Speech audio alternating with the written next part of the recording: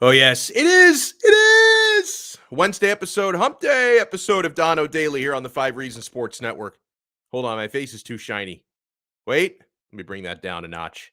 Hold on. I got this. I finally got a new light here that I've been breaking in these last couple days. Oh, wait, hold on. Too dark now. Oh, my God. I can't. That's good enough, man. If my face is shiny, who cares? Welcome into another episode of Donno Daily here on the 5 Reasons Sports Network. Whether you're watching this live or you're watching this on tape delay on YouTube, do us a solid. Smash that like button. Smash the like button and subscribe to 5 Reasons Sports on YouTube. You should know by now. So much great content on this network. Dolphins, Canes, Miami Heat, absolutely. Florida Panthers, FIU, FAU, even the University of Florida. I don't know if we have a Florida State show on this network. I feel like we don't, but don't worry about that for right now. We're going to talk more Miami Dolphins today. On this episode, we're going to look big picture. We're going to do a season in review to this point. I know it seems weird. It feels weird to me, too, to do a season review after 16 games when you do play a 17th game. But for all intents and purposes, that 34-3 loss in Tennessee, which knocked the Dolphins out of the playoffs officially, that it felt like the unofficial end to the year. We will get into what I'm hoping to see and we'll be looking to see in the New England game, because I still want to beat those bastards. Don't get me wrong. You could say the season's basically over with the Dolphins falling this short of the postseason yet again. But New England coming in, I still don't want to lose to those jabronis. I want to make Mac Jones's life miserable. I want to hand Bill Belichick another L, a third straight L to the Miami Dolphins. So, yeah, I'm hoping for that. But the focus of this episode will be, and we are going to be joined by our good pal, Big John Stud, at around 3:20. And you know he always keeps it real. No bullshit with that guy. He's going to give you whatever is on his mind. He makes a lot of very good points as well. And even when he makes a point that I don't necessarily agree with, he still articulates it so well. And I've watched a game. I'm not going to say games. I've watched a game with him before. And we've talked through many games.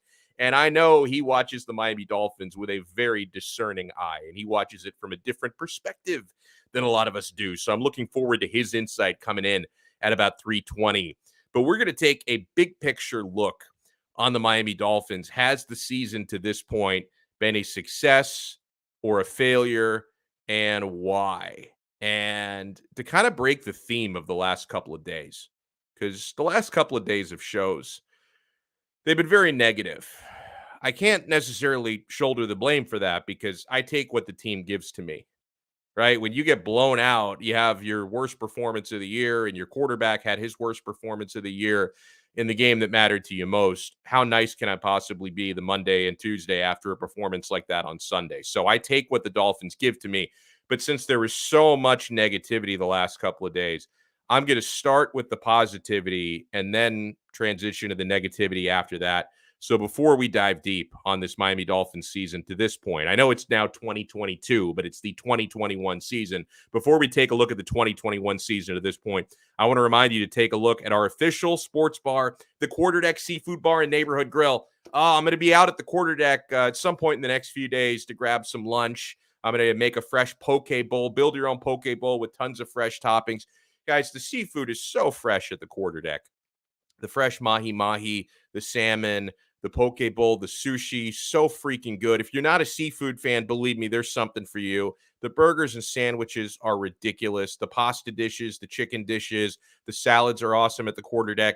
It's also a great place to wet your whistle. They got 2-for-1 happy hour that never ends. The 2-for-1 happy hour is all day, every day, and it's a great place to watch a big game and a big fight. So if you want to find the location nearest to you, and also visit their menu before you go. There's locations all over Broward County. If you want to find the one nearest to you and check out the menu, visit them on the web at quarterdeckrestaurants.com. The Quarterdeck, come for the food, stay for the fun. And we have created so many converts this season who are trying other betting services, including one that got suspended like a month and a half ago. Guys, you don't have to worry about that with BetUS.com. BetUS.com is the official sports book of the 5 Reasons Sports Network. They are the almost 30-year leader, the 3-decade leader. They're in their 27th NFL season. BetUS.com is so consistent. The customer service is great. It's why they're America's favorite sports book. And BetUS.com, guys, they have odds on everything including live betting on all of it. So if you want to bet the NFL games and then the playoff games, you want to bet the national title game in college football, you want to bet on the NHL, NBA, bet on or against our beloved Miami Heat, UFC fights, you can find all of it at BetUS.com, including live betting. Yes, it's available in Florida, and we have the best deal for you. Best deal in the industry. Sign up with our code 5RSN125, and they're going to give you a 125% sign-up bonus with your first deposit. They also have redeposit bonuses as well. Sign up with our code 5RSN125, and they're going to give your ass 125% on your sign-up. It is the best deal in the business. You bet, you win, you get paid. BetUS.com. So I told you guys I was going to ease you into the negatives. So before we get into the negatives on the 16 games in the books we have so far, which have resulted in missing out on the playoffs yet again, if you're talking about successes and failures for the Miami Dolphins this season, let me start with the ways I believe the Miami Dolphins succeeded and then get into the ways that they failed, okay? And I'm taking input from you guys as well. I want to say hello to everyone so far in the chat. And we're going to get into this, Alf. I was laughing my ass off today. Tua traveling to Siberia and the North Pole to get used to a wet and cold football. Cue Rocky IV training montage. In fact, let me get to this right away. So I see this Barry Jackson tweet after Tua Tagovailoa's media avail. Tua said he needs to simulate cold weather scenarios and practice throwing a wet football. Quote, a lot of the good teams are cold weather teams. That's something I need to take into consideration myself this season. Tua says he wants to travel to cold, wet climates to throw this offseason. Bro, instead of buying a plane ticket to Siberia, buy a fucking Yeti cooler. Put some ice in the Yeti cooler. Put some water in the ice. Put the football in there for a few hours, and bingo, you got a wet football. You don't have to go from Milan to Minsk to find yourself a wet football to practice throwing. But you know what? Maybe Tua is just the type of guy, he likes to travel the world, right? Tua wants to see some new cities. He wants to see some new countries. He wants to experience footballs in all part of the globe. So I did some research for Tua. And Tua, if you want to slide me a little commission for this research that I've done, you can go ahead and do so. I looked up the cities on this great planet of ours who have the most extreme weather. So if you're looking for the wettest city, we'll get to that. The world's coldest city is Yakutsk, Russia.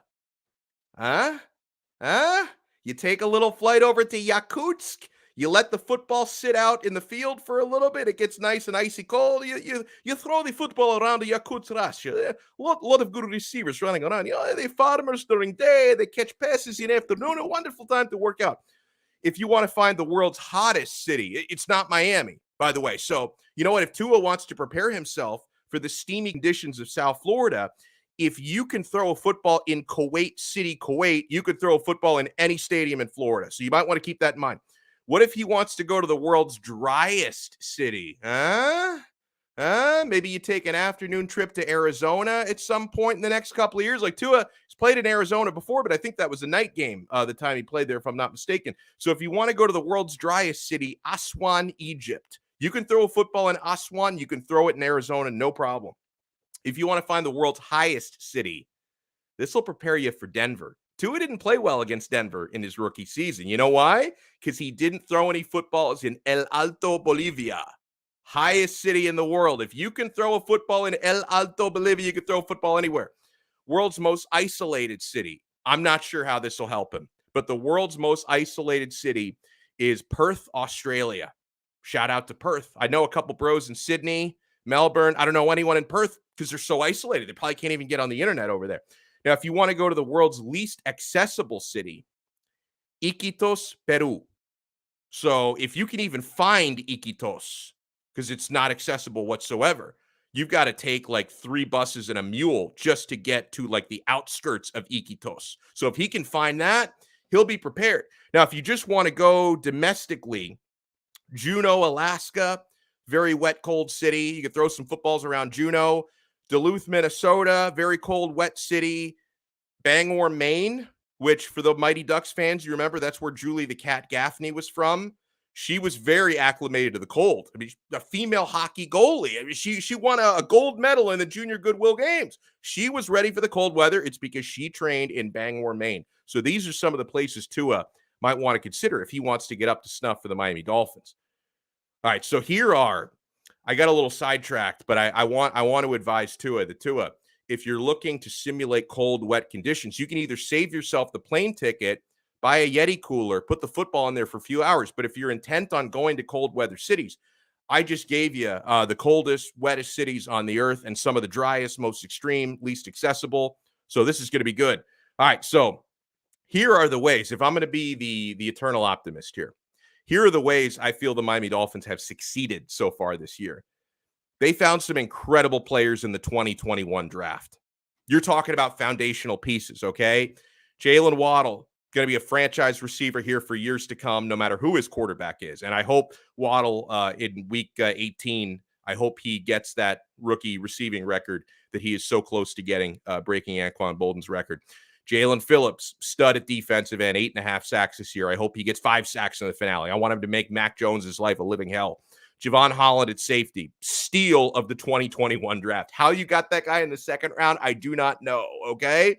Another way the Dolphins succeeded this year, this one might be a little bit of a reach because this one wasn't, unfortunately, not consistent for the full season, but the defense showed us they can absolutely be elite. I mean, for several weeks, we saw the Miami Dolphins showing us a championship-level defense. They had a poor start to the year, a poor week 17 because they couldn't stop the run or a nosebleed against Tennessee. But from week 8 in Buffalo or against Buffalo to week 16 against New Orleans, this was an elite unit. All the hallmarks of what made the flow defense good in 2020. They were aggressive, explosive, unpredictable, okay? The Dolphins, we know, are capable of putting forward a championship-level defense. Now, another positive, 7-game winning streak. That's tough to do in this league. I know a lot of people tried to discount the winning streak. Oh, they're beating like college-level teams. And you know, Alfredo Arteaga, I see he's still in the chat. He made a great point. I was listening to the longest episode of 3 yards per carry ever. Like 4.5 hours, I thought that episode was. But Alfredo made some great points.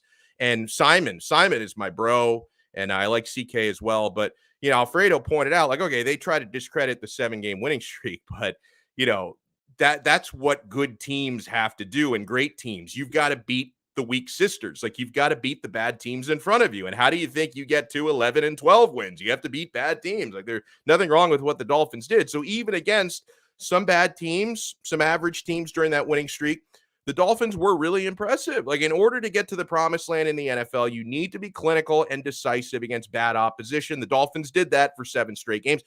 If only they had also beaten Jacksonville, Atlanta, you know, they were right in there with Indianapolis, you know, then we'd be talking playoffs right now. But yeah, for 7 straight games, the Dolphins were beating everyone in front of them.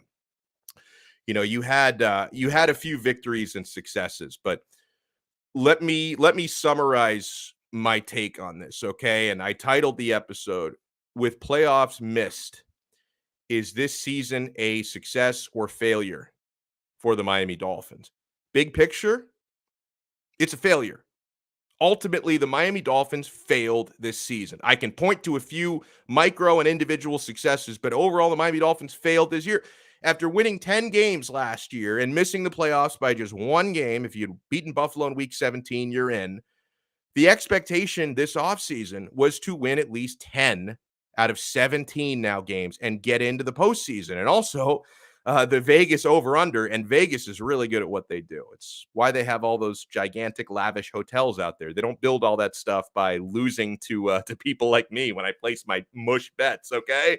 Vegas had the Dolphins over-under at 9.5 games, and the maximum they can now win is 9. So they're going to fall short of the Vegas over-under. They're falling short of a reasonable expectation, because I know I'm not the only one who expected the Dolphins to win at least 10 games this year and get into the playoffs after winning 10 games a year ago. So they did not progress. They regressed this season. And yeah, They took care of business, as I mentioned, 7-game winning streak against most of the bad teams that they faced this year. But what happened in the toughest games? This was a failure, guys.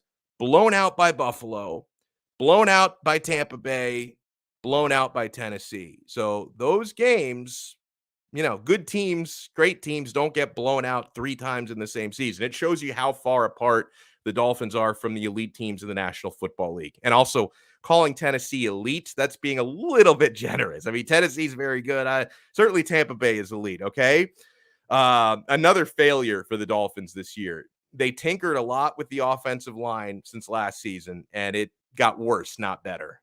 And the offensive line coach is clearly unqualified. And that leads to a bigger problem with Coach Flo. And I want to talk about this with Big John Studd when we bring him on in a couple of minutes. Brian Flores has repeatedly done a poor job building a staff, man. Unqualified offensive line coach, a clown car full of offensive coordinators. You don't know who's calling the plays. You don't care who's calling the plays because they're not working most of the time. A defensive coordinator who Flo had to babysit just to get these guys to start playing the way that they played a season ago, because all of a sudden it looks like Flo's been calling plays and he wasn't calling plays earlier. Like, it's a whole mess.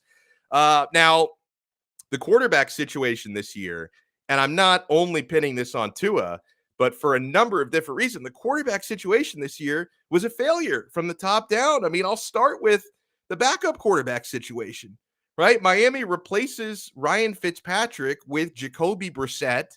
They thought that seemed like a good idea at the time. He was brutal. That move was a failure. So, and you needed your backup this year. He had to start, four games this season. I think he started even into a 5th game this year. Tua took over after halftime in the Baltimore game. So you had to rely on your backup quarterback a lot this year. You know what? And obviously there's a lot of what ifs here, because Ryan Fitzpatrick went to Washington and got injured. So maybe he still would have been injured if he stayed here. But, theoretically, if you're not talking about the whole butterfly effect of everything that went on, like if you had kept Fitz instead of Jacoby Brissett, and Fitz was your backup and healthy this year, you'd probably be in the playoffs right now, because he would have won a couple of those games that Jacoby Brissett couldn't win. The pursuit of Deshaun Watson, the Dolphins didn't handle that well at all. And that was a lot of PR, obviously.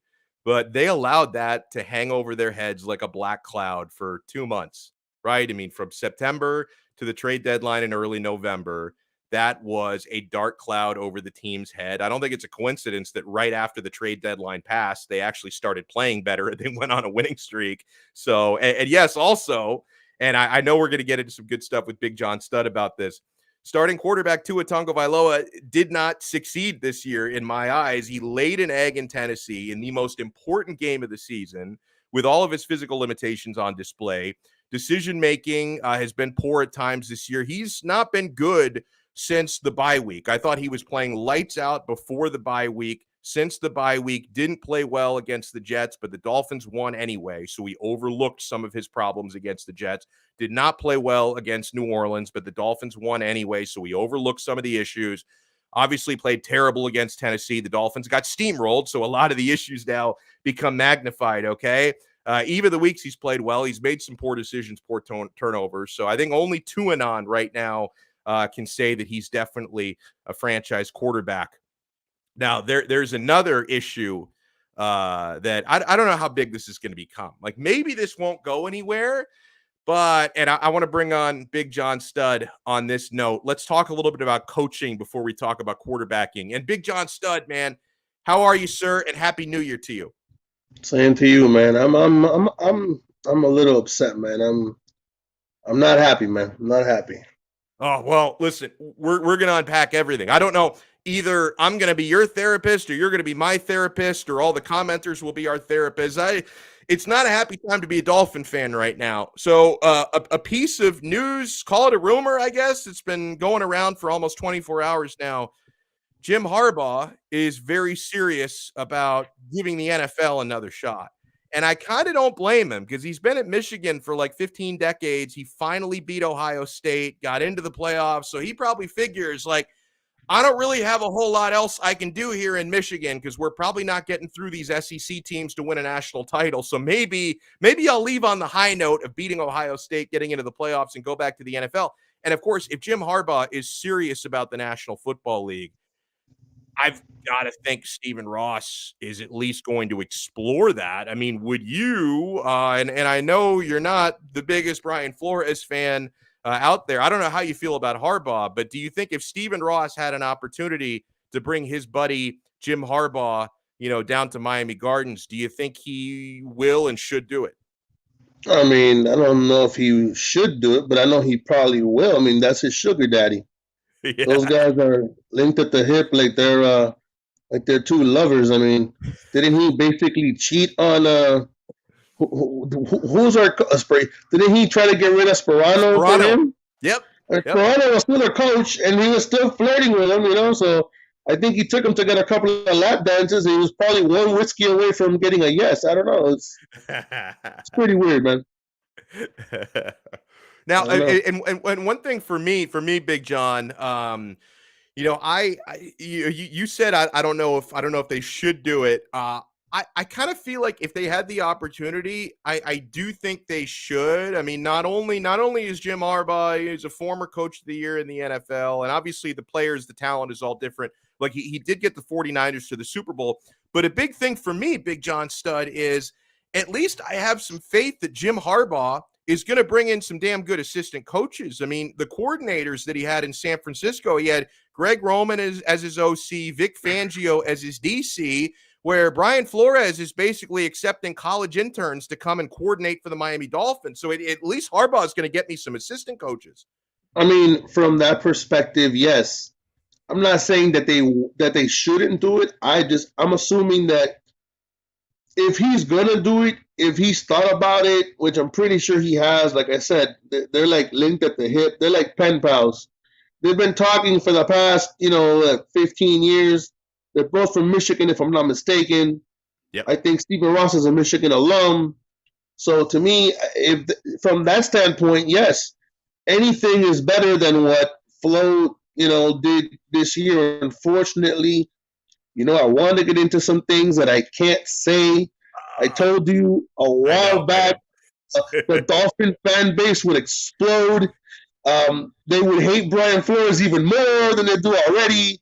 But I think that I think they should. From that standpoint, they should, because he's going to bring in proven coaches that are going to want to work for him. Brian Flores would be on the hot seat if he came back again. I don't care how many wins you get in a row. If you cannot build an offensive staff to go with the defense, you're a one-trick pony, and we're going to have this for the next – well, we've already had it for the last 20 years, because it's always been the defense. When we had a good team, it was the defense that led the team. So the offense has never really held up its end of the bargain. Amen to that. Now, let's talk about what you think is going to happen at the quarterback position. And I want to ask you first, I don't want your opinion. I want your expectation. Like, I don't want you to say this is what Big John would do. I want you to predict this is what Ross and Chris Greer and, Flo, if he's still around and has input. Do you think that they are going to look this offseason to replace Tua? And maybe it's Deshaun Watson, maybe it's somebody else. Now, you and I, neither of us are convinced that Watson is just going to skate through the legal trouble he's in. But do you think the Dolphins are actually going to work to try and replace Tua, or do they actually endorse Tua and try to build around him more for next year? I would, I was going to say but like you said, you want, what I think they're going to do. I would hope that I think they're going to endorse Tua. I don't think they're going to get rid of Tua. Okay. Here's the reason why. If you look at all the negatives and positives, you got to think of one thing. The guy won you 8 games this season with shit talent at every position. You had a rookie who is 5 catches away from a rookie record be your leading receiver. Okay, you played half the year with Jakeem Grant. God knows I wish him nothing but the best. The guy can't catch a football if you paid him to catch a football, because he never has. Okay, right. He had shit for running backs, shit for wide receivers. Will Fuller never got on the field with Tua per se. He got on the field. Will Fuller. Well, he stole money, but maybe if he plays with Tua, the offense would have been different. Yeah. Maybe the numbers would be different because you'd have to dictate coverage. You're not going to double team Jalen Waddle when you got to double team Will Fuller, because you're not going to leave Will Fuller one-on-one on your second best corner on any team in the NFL. So from that perspective, he had shit everywhere. You got Mike Gesicki, who I like, but Mike Gesicki can't block. So you have a player on the field that when he's in line or at the slot position, when he's in the game, you know he is going to pass the ball. It's already said. Yeah. She Lisa says hi, by the way. Say hi, Lisa. Hi. Okay. So I don't. So I think that's it's an interesting take, because honestly, I'm not expecting him to get the endorsement, at least not until after they decide they just can't trade for Deshaun Watson if the legal stuff doesn't clear. But I said this, I don't know if you watched the show yesterday. I did say some negative things about Tua, but at the end of the day, I do think that, assuming Aaron Rodgers is not coming here, assuming Russell Wilson is not coming here, I don't think he is, and assuming it's still a mess with Deshaun Watson, which I'm expecting it to be, I do think that the right thing to do would be to spend some of that big-time free agent money you're going to have. You're going to have a lot of cap space, more than any other team in the league. You still have a lot of draft capital to try and I would build the offensive line primarily through free agency, because they've already shown me they can't evaluate O-linemen out of college. So build the offensive line through free agency. You need to build the running back core as well, probably a combination of the draft and free agency. And then at least you go another year with more information on Tua. So that's how I would do it. How would you go about, because you mentioned playing with shit virtually every position on the offense. So how do you think they should go about fixing it and fortifying the offense to at least give the front office kind of a fair chance to evaluate Tua next year? Okay, let's start this off very simple. First of all, Tua has won 14 games in 2 seasons with, once again, shit talent. No receiver on Miami Dolphins besides Jalen Waddle, right, and he just got here. Yeah, makes you do anything. None of them. Devontae Parker's a great receiver when he's not collecting taxes, getting his leg massaged. Mac Hollins is a great receiver who never plays, which makes no sense to me. The guy is probably your fastest receiver outside of Jalen Waddle, and he never gets on the field. It's mind-blowing. Now, if he won you 14 games with shit talent, what could this kid do if you actually gave him an offense?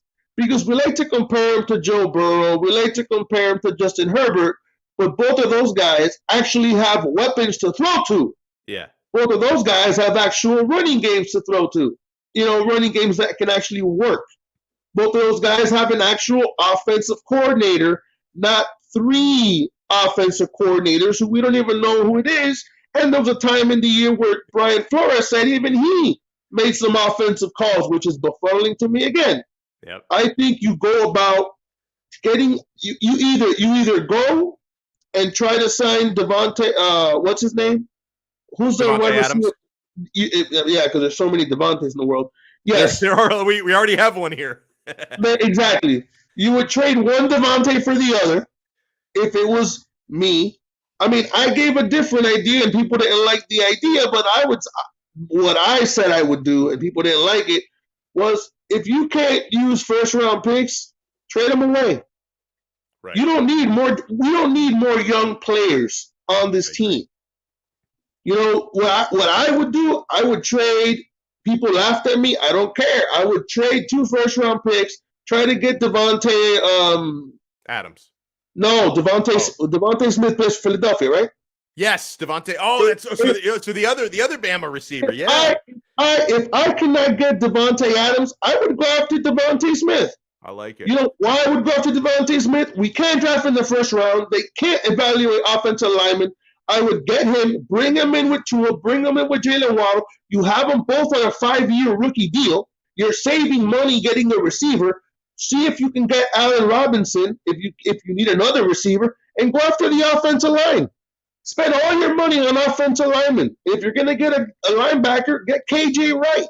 I want an experienced linebacker to play middle linebacker. I don't need another rookie guy. Then we can't play the amoeba defense, which, by the way, the defense, everybody wants to put this on Tua, okay? Tua didn't have his best day. The Miami Dolphins, as a coaching staff, shit the bed. Yeah. Because anybody who, I said it with the other day, when me and Alfredo were talking, I said, listen, make Ryan Tannehill beat you. They did not do that. They did not go zero blitz against Ryan Tannehill one time. They played zone, which we know that Zach Wilson threw 2 touchdowns against the Dolphins playing zone defense. Why would you go zone in the biggest game of the year when you've been destroying everybody on the schedule that you've beat, good or bad, with the zero blitz? They did not make Ryan Tannehill beat them. They did not make Ryan Tannehill speed up the clock and throw the ball. When we did blitz Ryan Tannehill, he threw 3 screens and 1 wide receiver screen because he saw the blitz coming. If they screen the entire game, they don't score 35 points.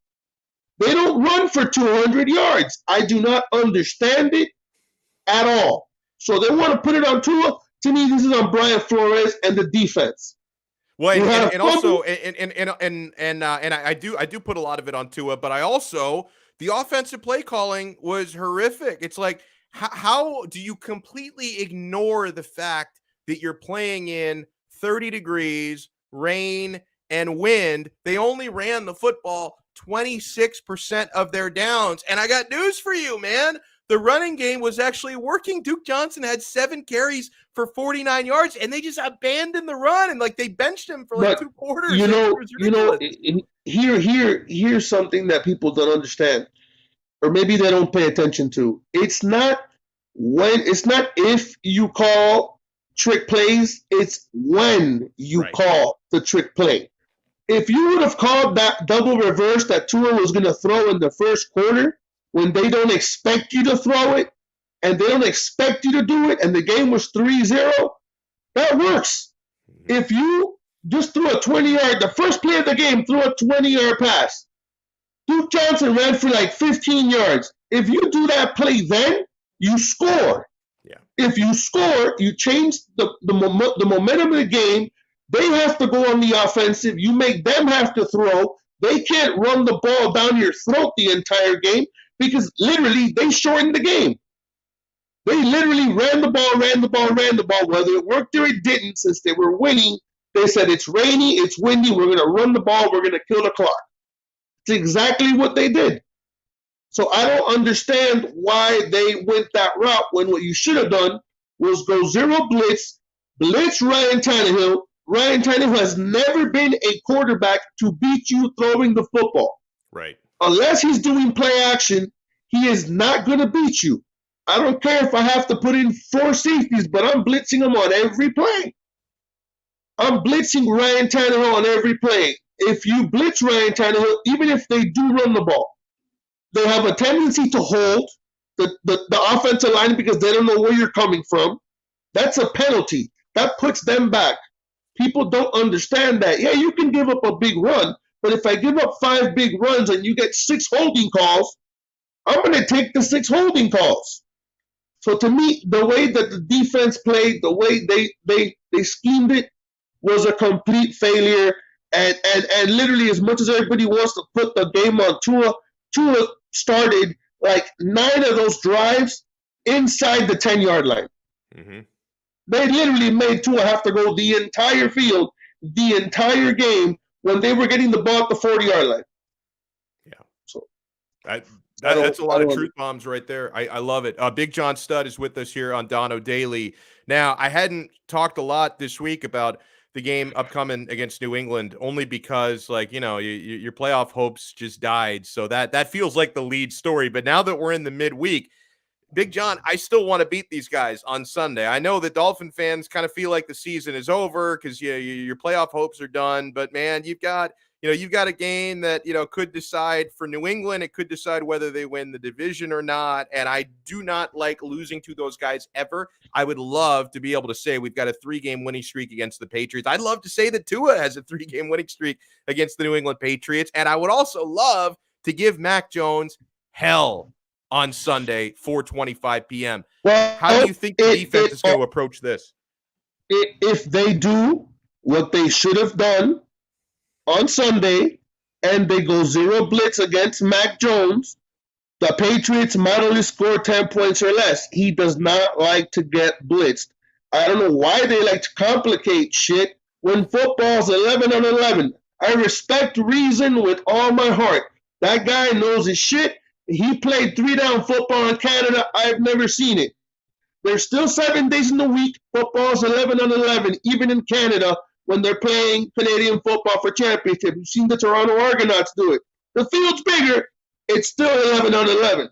Blitz the motherfucker. How many times do we got to say it? When you blitz them and you speed up the clock, in the quarterback, they make mistakes. I don't understand it.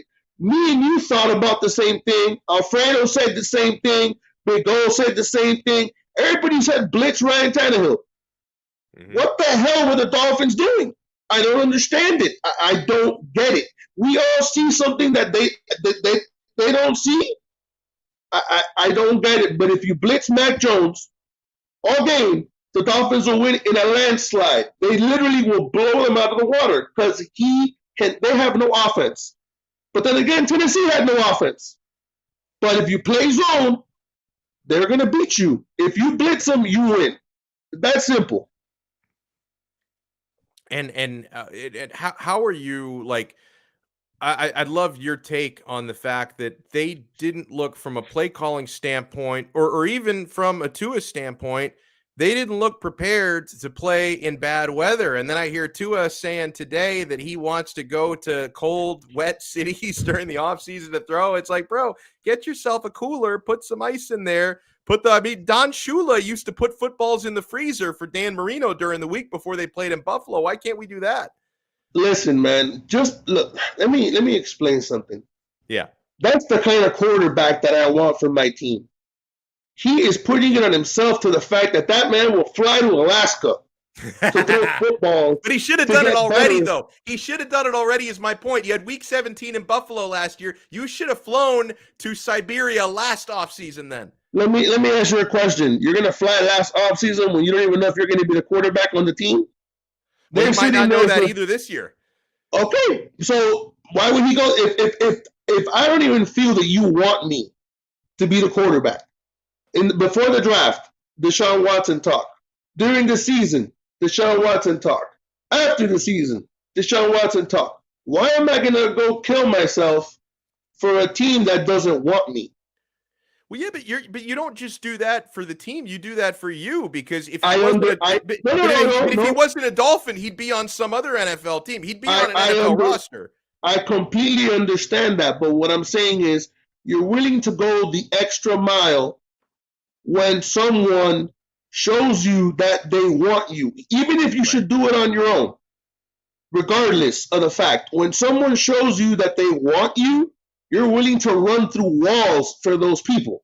I hear you. They haven't shown Tua in the slightest that they want Tua, even though he's won 14 games, I repeat again, with shit talent in every aspect. Tight ends, none of them scare me. Running backs, none of them scare me. Wide receivers, none of them. It's just horrible. It literally is horrible all the way around. Like, what they did on the offense, I don't understand it. They want to blame Tua. Listen, if you would have put Deshaun Watson on this offense, they would have killed him too. Mm-hmm. They would have broke his ribs too. He already has a torn knee before. He's had fractured ribs. We may go to the playoffs, but you're not going to win behind an offensive line that gives you 2 seconds to throw the football. At least he knows where to get some good massage therapy to work on those injuries. Oh, yeah. If he comes to Miami, Cheetahs right down the street every day. You know, if I was him, I'd go to Cheetahs too. You know? Every stripper there will be giving a massage. All of them. Now, you mentioned something tight ends. What's your take on Mike Gesicki? Because they're going to have to make a decision on Gesicki to pay the man or not. What do you think they should do there? Look, as much as I like Mike Gesicki, and it's not to stick with the Alabama theme, that's not the reason. I would rather pay O.J. Howard. If I'm not mistaken, that's who I think it's O.J. Howard, he's in Tampa. Mm-hmm. He's going to be a free agent. O.J. Howard is my opinion, maybe not the receiver that Gesicki is as far as catching balls one-handed. The guy is a good receiver, and he's a hell of a blocker. I would rather give him $7 million to come play for the Dolphins than give Mike Gesicki $12 million to only play wide receiver. That's just me. If that's not the case, if you can't get a tight end like that, then I can understand if you want to bring him back. But to me, unless he can block somewhat, somehow, you're basically playing 12 on 10 when he's in the game. You're playing 12 on 10 because the other team knows that when he's in the game, you're going to throw the football. You can line up in a formation. If he's in the game, they know it's a pass. So you're not really faking anybody out. He's taking away there's no element of surprise when Mike Gesicki is in the game. You know it's a pass. So that to me, that's the reason why I look at Mike Gesicki and I don't really think he's a fit for the Dolphins next year. Because even though he's a playmaker, you know that when he's in the game, it's a pass. And he's lining up as a tight end. You're not a tight end. You're a slow slot receiver. Because I don't even know why. I'm not trying to take Omar's thunder. I thought the same thing. Omar Kelly and me say the same thing. Why are you going to cover Mike Gesicki with a linebacker? Yeah. Cover Mike Gesicki with a slot corner. That makes sense. Yeah, he might be taller, but he ain't going to outrun him. Yeah. So that's my take on Mike Gesicki, man. I'm not going to spend that kind of money on him. I mean, if I got to spend money on someone, I'm gonna re-sign Agba. That man has proven he's worth every dollar you've been giving him, and if anybody deserves the money, he is it. Damn right. Damn right. So to put a bow on all this, Big John Stud, I asked the question in the title of this episode, with playoffs missed, is this season a failure for the Miami Dolphins? And I went through some micro negatives and positives, but big picture, I mean, this is a team that was at least expected, or at least hoped they would build on what they did last year. They regressed. They're going to have at least one less win this season. They're going to fall short of the Vegas over-under for what that's worth, and a lot of ups and downs with coaching, offense, defense, everything. Do you consider this season to be a success or a failure? Well, I consider it to be both a success and a failure. Let me explain why. Ooh, okay. I think it's a success because, considering the fact that you lost your quarterback for the first 6 games of the season, the fact that you were able to be in a scenario to control your own destiny and make the playoffs is a success in itself. Now, to me, the bigger failure falls on Brian Flores completely in every single way, because you failed the Dolphins on Sunday. More than Tua failed the Dolphins. More than Tua, Brian Flores failed the Dolphins.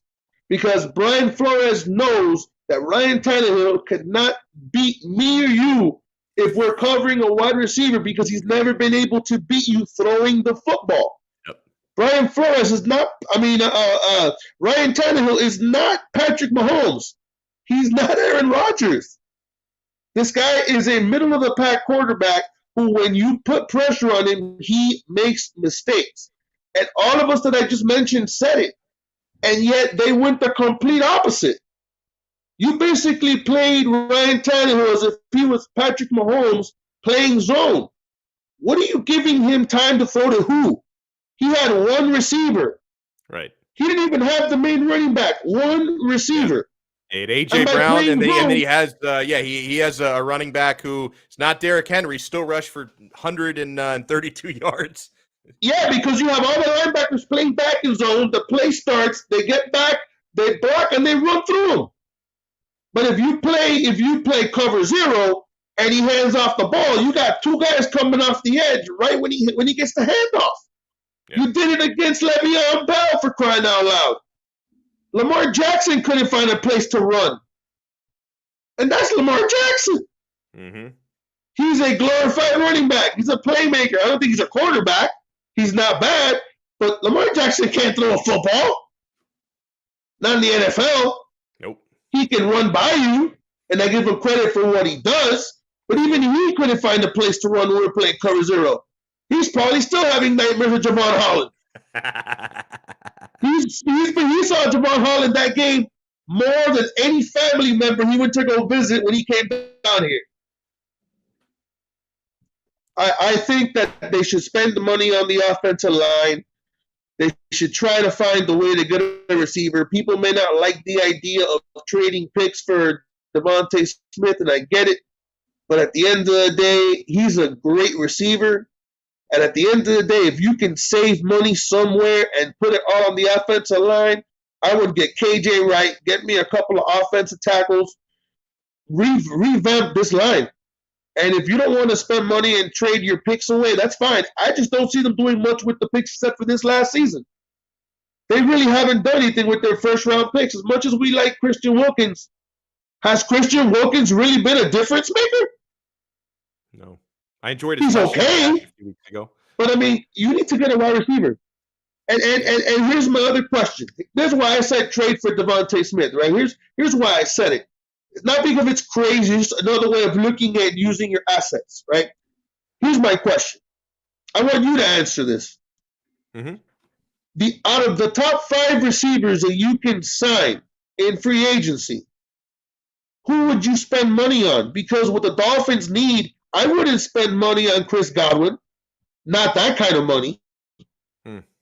Allen Robinson's okay.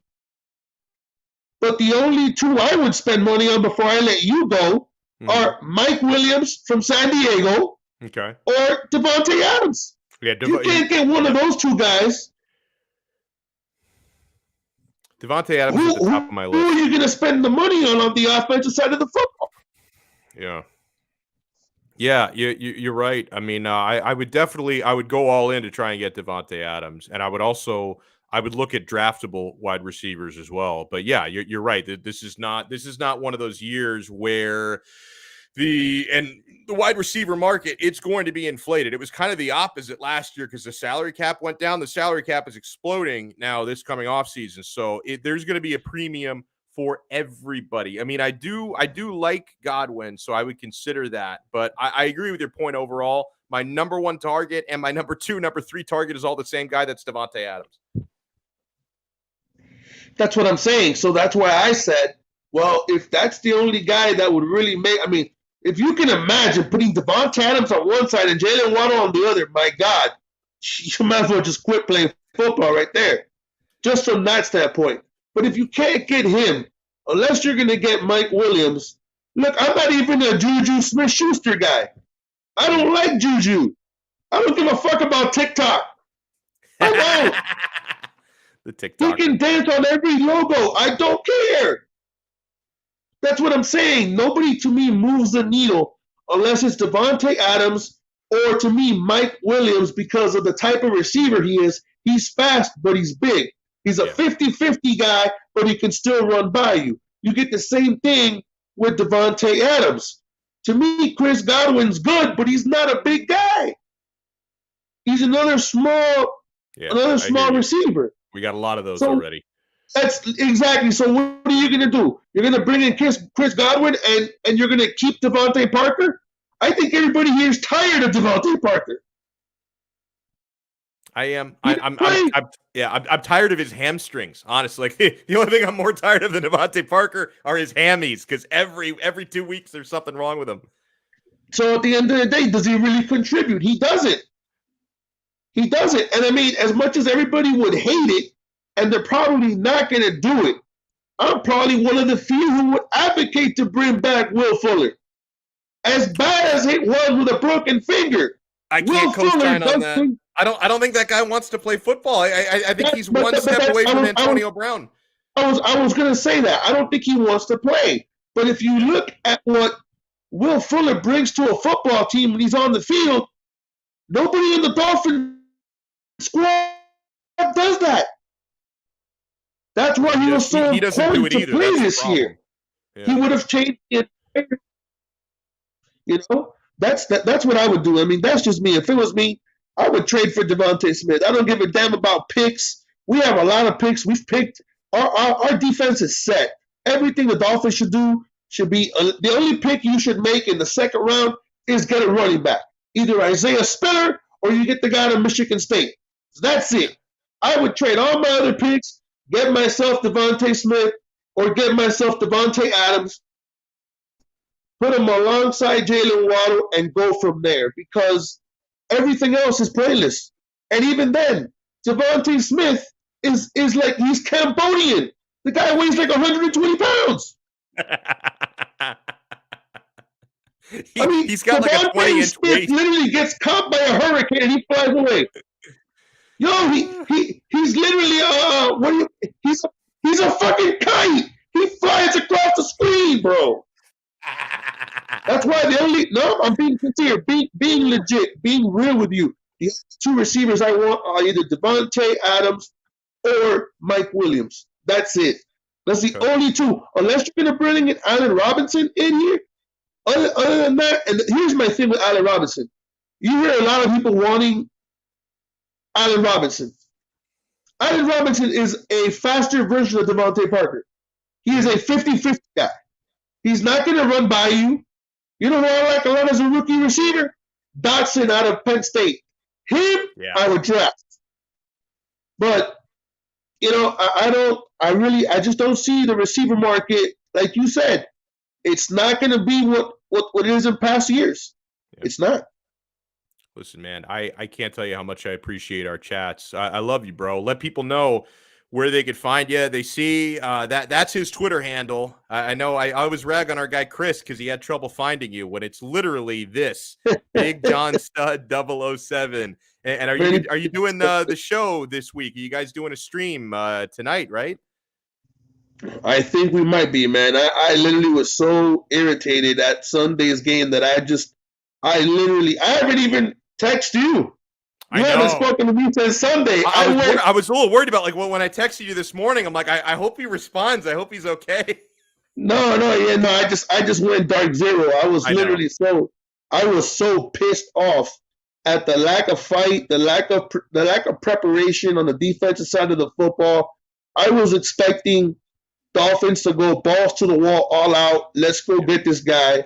Let's smash Ryan Tannehill and earn our way to the playoffs.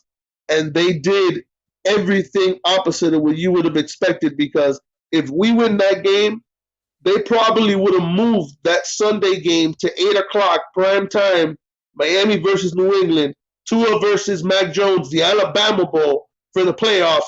That would have been on every channel. And they fucking shit the bed, bro. Mm-hmm. They did. They shit the bed. 1,000%. I appreciate you, my friend. We will talk again. I hope to see you on your stream tonight and feel better about this shit, man. Tomorrow will be a new day. We'll talk to you again. Man, it's just when you sit there and you invest into them and you know what's going on and they don't do it, you're looking at. You know, it doesn't make sense, man. But by the way, hold on.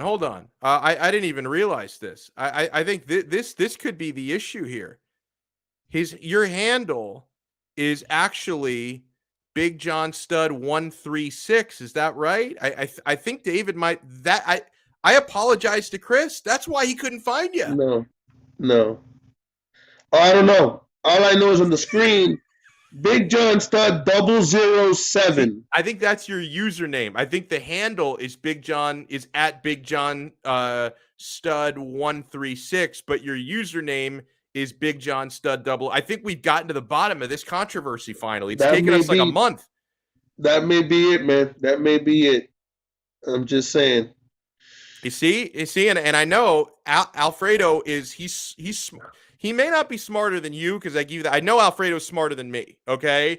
And he says Big John Stud 007 does not come out on Twitter, so it's Big John Stud 136. I feel like we've just solved like a murder case or something on one of those TV, like SVU. Like we just cracked the case. It took Alfredo to solve the issue, huh?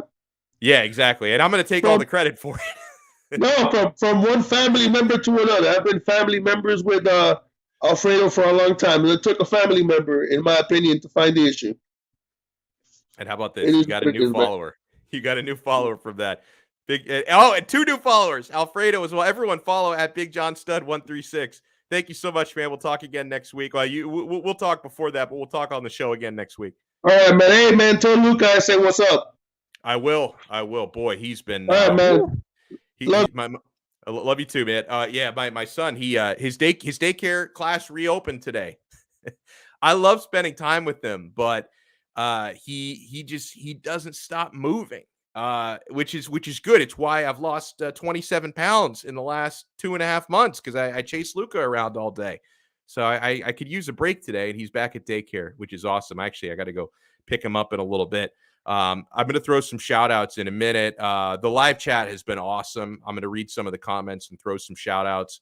I want to remind you guys that the newest member of the Donno Daily family, they've been a member of the 5 Reasons Sports family for quite a while now, and we were very happy to welcome them to the show late last week.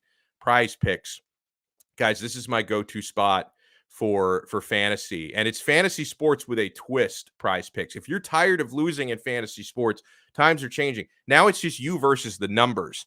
It's so much, because for me, I still do a couple of season-long leagues every year. But the season-long leagues, I'm like my son. I'm ADD, and I like the instant gratification. Like, I don't want to draft a team in August and then have to wait until like the first week of January to know if I won a championship or not. And spoiler alert, I usually don't win the season long. I've won a few of them in my day, but I usually don't win the championship.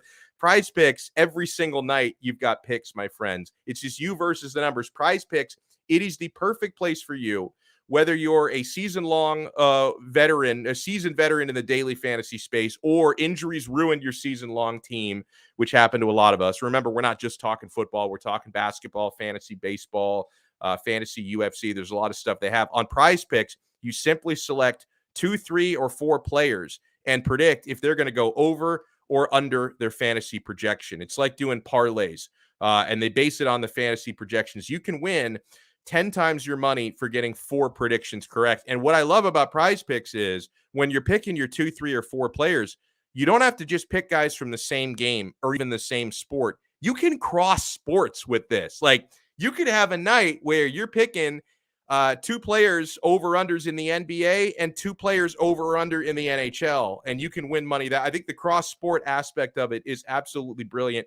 Entries are so simple. They can be made in less than 60 seconds. So sign up today at prizepicks.com or on the PrizePicks app and use our code 5, F-I-V-E.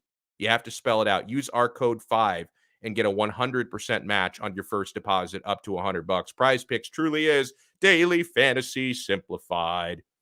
And yes, my friends, I want to remind you, you've got to be eating at the Quarterdeck Seafood Bar and Neighborhood Grill. It's a great place to grab an ice-cold beer, 2-for-1 happy hour. The food is so good. The seafood is so fresh, man. The burgers and sandwiches, the French dip sandwich, the jerk chicken sandwich, the burgers are freaking delicious.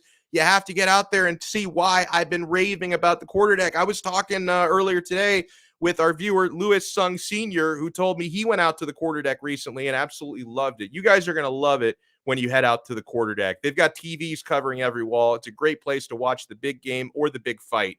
They have every UFC pay-per-view for no cover charge. So find the location nearest to you and peep their menu online at quarterdeckrestaurants.com. The Quarterdeck, come for the food, stay for the fun. And our official sportsbook, BetUS.com. Guys, BetUS.com is my most frequently visited website, and there's a good reason. You know, when you open like a new tab on Chrome and it'll show you like the first option is the website you go to most often. It's probably Google for a lot of people. It's BetUS.com for me. I'm on there almost constantly checking the odds, making wagers. It is a full-service sports book, and it's available in Florida. I've talked to so many people over the past year since BetUS has been a part of our family who want to know more, because okay, maybe you've never been in the gambling space before. Maybe you've never had a sportsbook account and you're a little confused or a little intimidated. Trust me, BetUS.com makes this so easy. It's America's favorite sportsbook because the customer service is great. It's really easy to sign up. And yeah, you can use it in Florida. So sign up at betus.com and make your first deposit with our code. We got the best deal in the industry here, 5RSN125. Use our code 5RSN125 for a 125% sign up bonus. You bet, you win, you get paid. BetUS.com. Let me throw some shout outs here. Roadrunner, thanks for tuning in. And Roadrunner, I don't know if you're new or just infrequent, but welcome. This is I'm always excited when I see a screen name that I don't see very often around here. So hopefully you stick around and listen to us or watch us. I come from a radio background, so if I say listen, it's because I'm just so used to that. You guys can actually stare at my ugly mug for an hour plus every day. Hey, how you doing? So Roadrunner, thank you so much. Andy from Scotland, who I think is also watching with his son. They're out on Qatar. They're out in Qatar, which is that you probably go there for work, I think is why. But is that a cool place? Because I'd love to travel, even in the Middle East. Like I've thought about someday I'm going to get out to Dubai. That's like a bucket list thing for me. So maybe I'll check out Qatar while I'm out there. Greer out, he says. We can only hope. The Finns tailgate, our guy Chris. Thank you so much.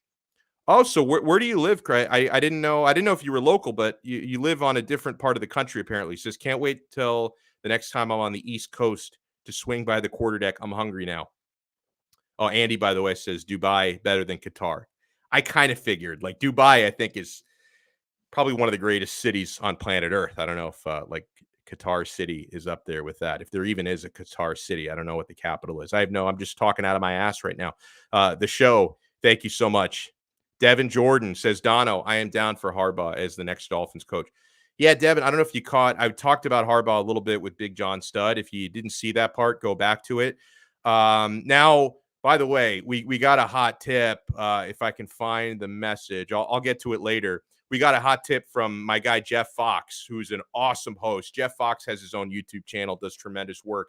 He's a big-time Las Vegas Raiders fan, and he's pretty close to that team. And he told me the Raiders are going to go all in for Harbaugh. So, and the Raiders actually, they have a vacancy. The Dolphins don't. Stephen Ross may try, but maybe the Raiders could end up being the favorite for him. We'll see how that plays out. Thank you so much, Devin. I hate to say it, but I'm Dow. What does that mean? Are you Dow Jones Industrial Average? Like I don't know what's going on there. I feel like there's a part of that message that that's what I'm down for Harbaugh. So the message was incomplete. I'm down for Harbaugh as the next Dolphin. Like, what is he talking about? The stock market? What's going on here? Ronnie N, thank you so much for tuning in. DP, thank you. Says, I don't want Watson, not worth trading away the draft capital. Greer has to repeat what he did in 2021, but try to get a decent lineman and running back. Remember, people were talking about Deshaun Watson getting traded here before any of the lawsuits came up. I was all for it then, before the lawsuits. I'm very hesitant now. I'm not going to think he's some great guy or anything, but if they can get him cleared, and they have like the grand jury hearing is happening at the end of this month. So we're going to know a lot, I think, by early February. Like if they can somehow clear his name, then, maybe that would make the most football sense. I don't have to like the guy personally, but I think if he does get cleared, I think Stephen Ross is going to go all in because it's pretty clear he is like this close to going all in November, but they were 4 settlements short of the 22 that they needed. So take that for what you will. Brady is the GOAT of all GOATs. I'm not triggered by that. I know a lot of Dolphin fans like, screw that Tom Brady. Look, Tom Brady is the greatest to ever play the game. Tom Brady is GOAT of all GOATs, the legend. How long till the Dolphins are sent down to the Arena League?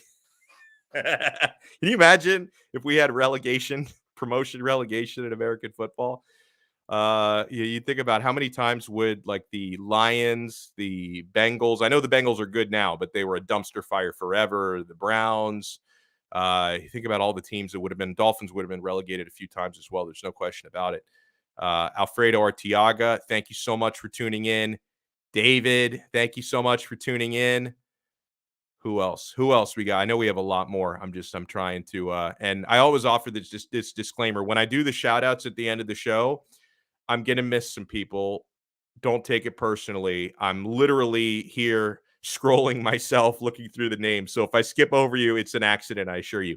Marcus Hunter, thank you so much. He spoke to Watson via phone. He will eventually be Dolphin. Yeah, he did have a phone call with Watson before the trade deadline. I think that was very much confirmed. Pete's takes. Waddle is trade bait. Force fed him for a reason. I think he's going to stay a Dolphin. I don't think he's trade bait. I've been wrong before, but I don't think I'm wrong about this one. PB Matthew, thank you so much. Junior Antonio, thank you so much. He says Watson in Miami 2022. Andres, who I was seeing the comments from Andres. I know he's very anti-Tua, and I don't blame anyone for being anti-Tua right now. I told you guys yesterday, I have taken the red pill. I have freed my mind to the distinct possibility that Tua Tagovailoa will never be a franchise quarterback here. I have freed my mind to that. I'm no longer a blue pill zombie on Tua. Let's see. Chris Roden, thank you so much. Jermaine King, Cookie Monster. Parker is always hurt, never available, and drops passes. He is the first two spot on. Third one, sometimes, but yeah, he's always hurt, never available. I agree completely. Roadrunner, I think I might have shouted you out already. Double shout out, awesome. Double rainbow. Pizza Cake 360. Devontae needs to give a damn. I love it. I agree with it. Chalk Von Straw. I think he was talking about Big John. He's a Philly fan on the low. I've seen no actual evidence of that. I know Manny Chang, our producer, is a Philly fan. There's nothing on the low about that. He's got an eagle. He's got the eagle logo like tattooed on his ass cheek, I think, or somewhere. I don't think it's really. I think it's on his leg or something. But he's got an eagle logo tattooed. It's crazy. Let's see. Cap for life, my dude. Tanny eliminated the zero blitz, he said.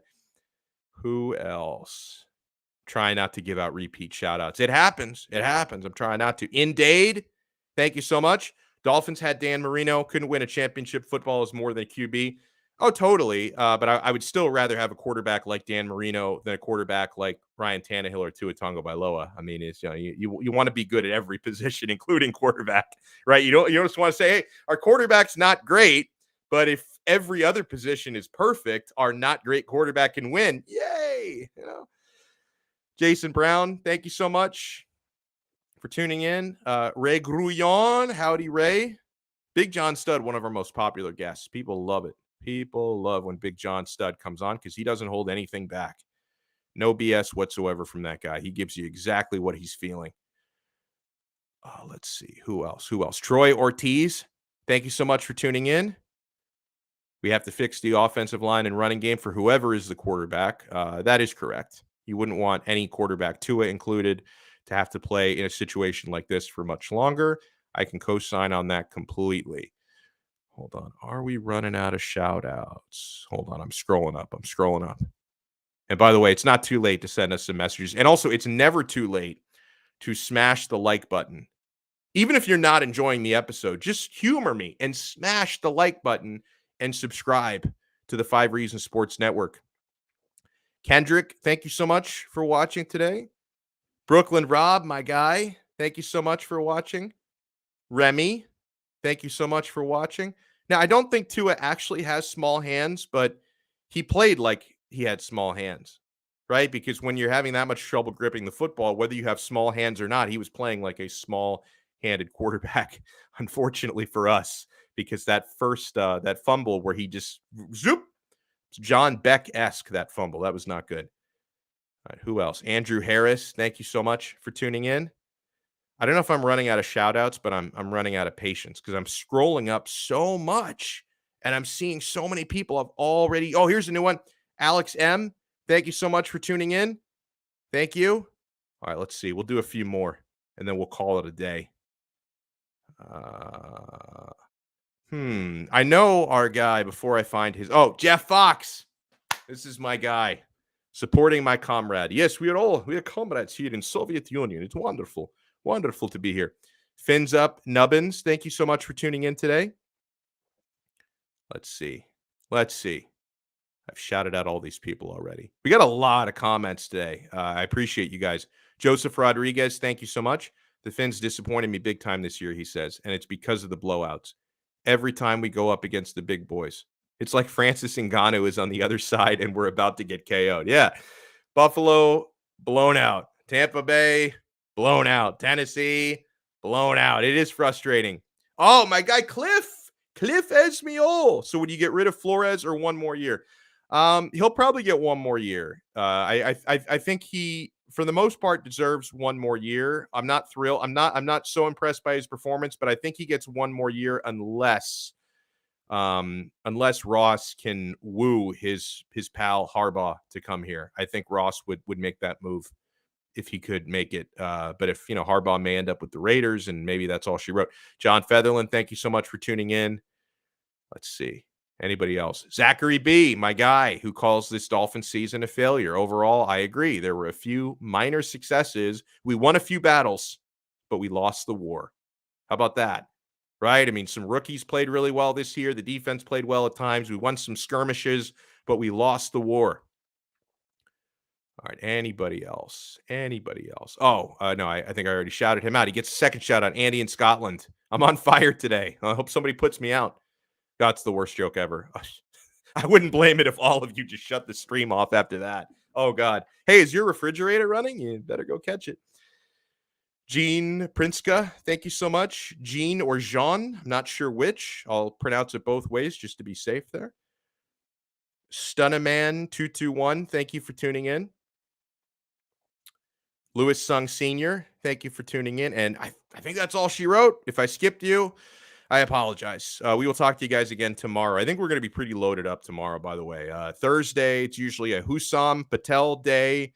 Brandon Liguri, a frequent Thursday guest. Barry Barger, the anti-mush, is going to be with us. So we're going to have a really loaded show tomorrow.